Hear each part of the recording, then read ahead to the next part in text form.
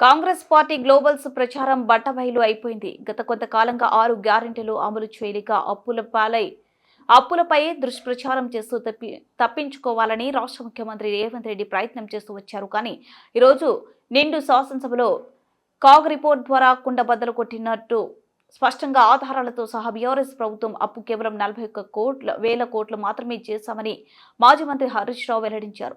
గత సంవత్సరం మేము గత 16 నెలల నుంచి ఏదైతే చెప్పామో ఇవాళ కాగ్ రిపోర్ట్ కూడా మేము చెప్పింది నిజమని చాలా స్పష్టంగా చేసి చెప్పింది. కాగ్ రిపోర్ట్ చెప్పడమే కాదు, బట్టి విక్రమార్క కూడా అసెంబ్లీలో మేం చెప్పిందే నిజమని చెప్పారు. అంటే ప్రభుత్వం మరియు గ్యారెంటీల రూపంలో తీసుకున్న మొత్తం కూడా కలిసి 4,17,000 కోట్లు మాత్రమే అని హరీష్ రావు ప్రశ్నించారు. కాంగ్రెస్ పార్టీ గ్లోబల్స్ ప్రచారం బట్టబయలైపోయింది.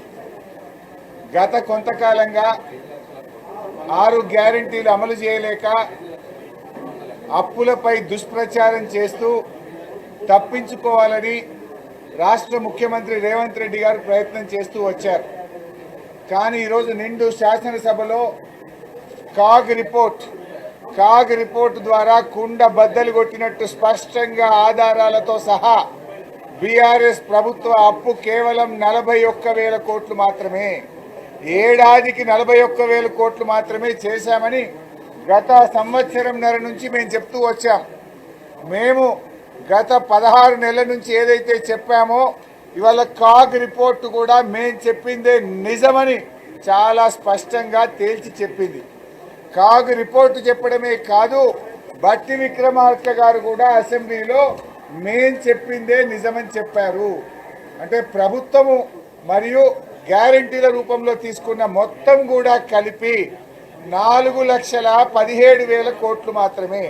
10 ఏళ్లలో 4,17,000 కోట్లు అంటే సంవత్సరానికి 41,000, 42,000 కోట్లు. అంటే కాంగ్రెస్ ప్రభుత్వం 1,58,000 కోట్ల రూపాయలు అప్పు చేసింది. చేసిన పని అయితే సున్నా. ఇలా నగ్నంగా ఇంకొక విషయం బయటపడ్డది. ముఖ్యమంత్రి గారేమో 3 గంటల 44 నిమిషాలకు సభలో మాట్లాడుతూ 1,52,000 కోట్లు అప్పులకు మిత్తిలకు గట్టినమని చెప్పిండు. 7 గంటల 44 నిమిషాలకు బట్టి విక్రమార్క మాట్లాడుతూ 88,000 కోట్లు అప్పులు మిత్తిల కింద గట్టినమన్నారు.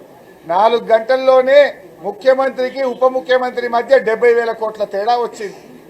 అంటే ఇలా ముఖ్యమంత్రి గ్లోబల్స్ ప్రచారం చేయాలని ప్రయత్నం చేసింది. ఈయన ఆర్థిక మంత్రిగా ఉప ముఖ్యమంత్రిగా రాష్ట్ర ప్రభుత్వ ఖజానా నుంచి చెల్లించేది మాత్రమే రాష్ట్ర ప్రభుత్వ అప్పు. మేము గత 16 నెలలుగా ఏ లెక్క అయితే చెప్పామో ఇవాళ అదే లెక్క కరెక్ట్ అని కాగ్ చెప్పింది. సభ సాక్షిగా బట్టి విక్రమార్క గారు కూడా అదే చెప్పారు. సో ఇప్పటికైనా కాంగ్రెస్ నాయకులారా 6 లక్షల అప్పు, 7 లక్షల అప్పు, 8 లక్షల అప్పు అని గ్లోబల్స్ మానుకోండి. బీఆర్ఎస్ ప్రభుత్వ అప్పు ఏడాదికి 41,000 కోట్లు, కాంగ్రెస్ చేసింది 1,58,000 కోట్లు. ఇది నేను చెప్పలే, రేవంత్ రెడ్డి గారే చెప్పారు. ఇకపోతే శాసనసభ బడ్జెట్ సమావేశాల్ని బీఆర్ఎస్ పార్టీ అద్భుతంగా ఉపయోగించుకున్నది. మేము చాలా స్పష్టంగా కాంగ్రెస్ తప్పిదాలను ఎత్తి చూపాం, కాంగ్రెస్ వైఫల్యాలను ఎండగట్టాం. 6 గ్యారెంటీల అమల్లో కాంగ్రెస్ ప్రభుత్వం దారుణంగా ఫెయిల్ అయిన తీరును ఈ సభ ద్వారా గట్టిగా నిలదీయగలిగాం. కానీ కాంగ్రెస్ పార్టీ ఈ సభను మరి ఒక ప్రహసనంలాగా